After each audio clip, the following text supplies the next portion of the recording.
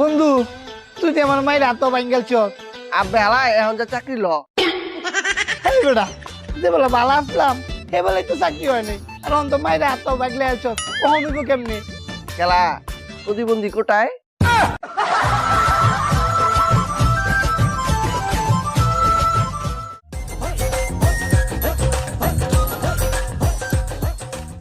এই যে ভাইও এখানে খাড়াই থেকে লাভ নাই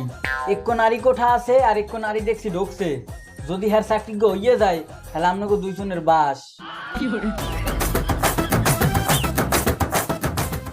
ভাইয়া আমার চাকরিটা না হয়ে গেছে।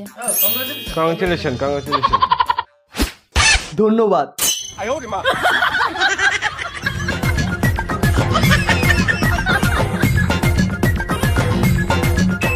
কোটা